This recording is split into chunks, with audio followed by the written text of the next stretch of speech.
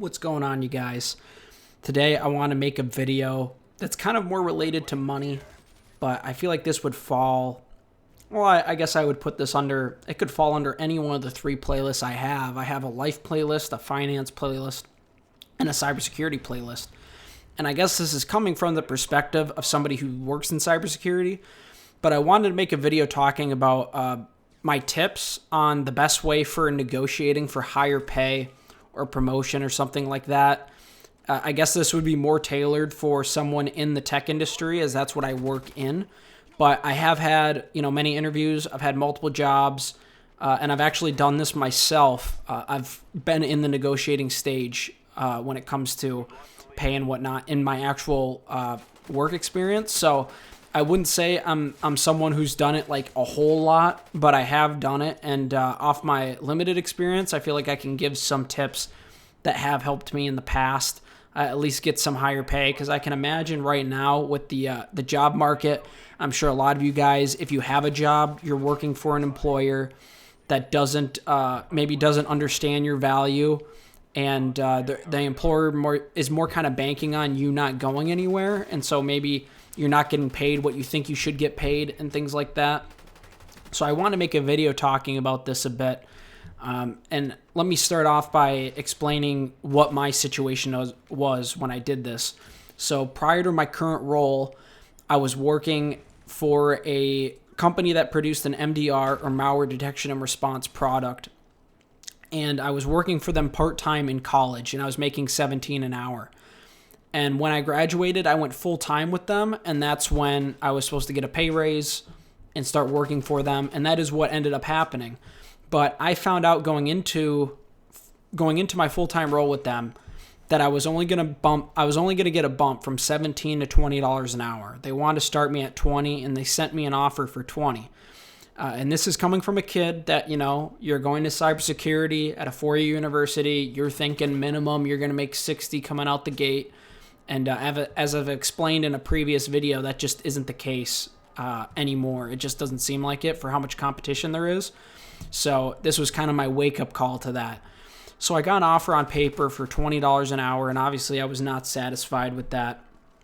And so I basically started interviewing. I had some other interviews around the time, and that's what I can say, most important for sure. And honestly, the biggest thing for you guys is if you're going to negotiate salary, you got to have some ammunition, and that ammunition is another offer.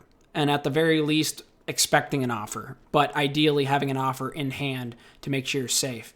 But my first time negotiating for this, I was pretty risky, to be honest with you, because I didn't have an offer in hand. I had a verbal offer, but I did not have it in hand. But essentially, I had some other interviews I was doing at the same time that I was doing this, and I had some verbal offers even prior to my current company offering me something. And they offered me $20 an hour, and I explained to them, hey, I had some verbal offers for $28 an hour. And in that ballpark, around the $58,000 to $60,000 range. And so I asked them, I told them in the negotiation process, I asked them, it was actually someone who was above my boss. He was negotiating on behalf of HR. I asked them, hey, is there anything better that you can do? Because here's the specific number that I've been offered. Again, it was a verbal offer. I would stress to you guys heavily, make sure you have a written offer before you start one of these conversations. Because if you don't, if it's one of those things, I mean, you can bring it up to your manager in good faith if you have a good reputation with them, and be like, hey, I think I'm worth more. Here's what I've done, and I'll get into that in a minute. But if it doesn't work out and higher ups hear about it, they might look down on you more, and then you're kind of stuck in this situation where you can't leave because you don't have another offer. But in this case, if you have another offer, that's going to be the far most important thing that you can do to better your situation and give you ammunition in a negotiation. So I said, hey, I'm getting offered something like 28. What's the best you guys can do? They only gave me an offer up to 22.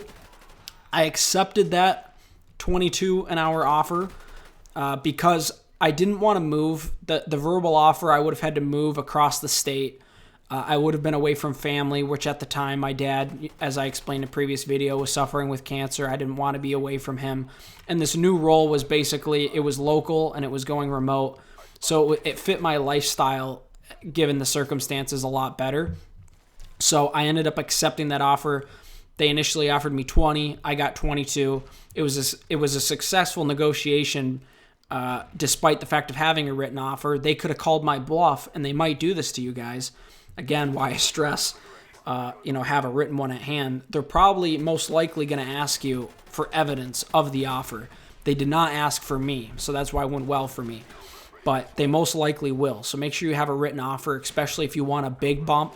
If it's not that big and it's somewhat believable, they might not ask for evidence. And I think that's what they took my word for is, 28, from 20 to 28, they probably saw 28 as a reasonable number that I would have been offered somewhere else. So they didn't really need evidence for it. I mean, if you go into a negotiation, you're like, hey, you offered me 20, I've been offered 45. They're going to be like, all right, buddy, show me the evidence of that. And then again, if you don't have that evidence, then you just look terrible, so have a written offer.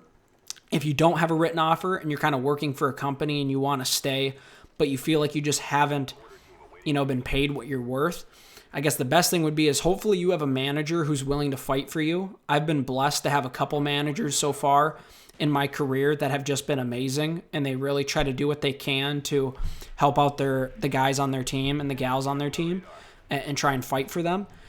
If you have a manager like that, have a one-on-one conversation with them, explain why you think you're worth more, do research on the market on what other people in your role are getting paid, especially where your cost of living is, because HR and upper management is definitely going to use your cost of living and your location, especially if you're remote, your cost of living and location as a reason for paying you for what you're being paid. So, if you're working remote, especially, make sure you do research on what people in your area are making for your role. And especially if you're going to argue for higher pay, definitely bring evidence on things that you've done that will have, been of value to the company that would have earned you or should earn you higher pay. And that's something that you can argue with, because that's what, upper management and HR, that's what they're going to ask the managers. Like, hey, this person wants higher pay. What have they done that, proves that they should have higher pay and things like that. So definitely try to come at it from a perspective of, hey, I think I'm worth more to the company, and I think I can continue to grow and be more valuable to the company. And, I am going to start looking elsewhere if the company doesn't feel that I am worth that pay bump. And to be honest, this is kind of a two-faced thing where you guys you do need to be professional and understand that it is a business, and that they're paying you what they're paying you, because it's all about ones and zeros, obviously, like that. But the company also, and it's so two-faced, because I know executives don't follow this, but the company should also be professional and understand when you're asking for more, and they shouldn't see it as like a devious thing, like, hey, this guy's just trying to soak whatever they can out of us. Like, listen, it is capitalism. It is all about business. It's not supposed to be personal. If you want to pay me a less amount, I personally, as me, I don't know about you guys listen to this, but I can accept that, and I'll just look elsewhere. You should not be angry as a C-suite member or a higher up in the company. You should not be angry when I tell you, hey, I think I'm worth this. If you don't think I am worth that, I'm going to look elsewhere. But unfortunately, I think higher ups don't always follow that. It's kind of a two-faced, hypocritical situation. And I feel like a lot of times that can get you in murky water. But again, I can't stress it enough. It all comes back to having another offer. Make sure if you guys are going to try and negotiate or anything like that, ask for higher pay. The single strongest thing that you can do is, one, have an offer, have a written offer as proof. And two, this is on you, be willing to walk away. You have to be willing to walk away. You have to be willing to go to the other company. You can't get a higher offer, bring that to your negotiation, be like, hey, I'm worth this. I've been offered it. Here's the evidence. And they say, hey, we get it. You've been offered more. Have a good one. Have a good life. And then you sit there and be like, oh, oh, well, actually, can we actually negotiate? I really want to stay. Like, if they're, if you're gonna come at them firm, you gotta be able to walk away. So have that. If they're not willing to negotiate at all, be willing to walk away. If they are willing to negotiate, have a minimum set number that you're willing to settle for staying with the company, because that's going to be typical. And that's something I did in my life example, and it's something I'm willing to do. Is me personally, I like routine. I like something I'm comfortable with. It is very stressful getting in a new role and things like that, especially if you have a family and whatnot. That could be terrible. You want stability, especially when you have a family. I've been blessed with, I'm a 25-year-old single guy. I got nothing tying me down, so I was willing to move. But typically, I personally am willing to accept even sometimes a significantly lower offer if it means I get to stay with the company and I get some kind of pay bump. So definitely weigh all those things out. A lot of these things, you guys, I can't answer for you. A lot of them you have to answer on your own, but those are some things that I can't stress enough, is have a physical offer, be willing to walk away, be prepared to provide evidence on why you think you're worth more and things that you've done that have brought practical, tangible value to the company.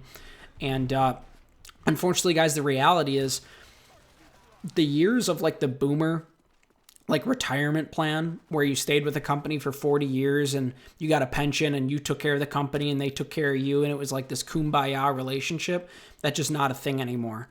If you want to, get the promotions and get raises and things, either one or two things is likely going to happen. Either one, you're going to have to leave, or two, you're going to have an offer and kind of hold the company a little bit, their feet to the fire, and put them under some pressure to give you some kind of raise. It's unfortunate it's got to be that way, but it's just the new reality, unfortunately. So anyways, leave a comment down below of what you guys think. If you've had any successful or unsuccessful negotiations, I'm very curious to hear all your guys' stories. Again, your guys' comments have been great. I very much enjoy it. If you have any other video ideas, definitely let me know, because I love making these and just talking to you guys, and I appreciate you guys tuning in and listening. But yeah, that's all for now. Have a good one, guys. Peace.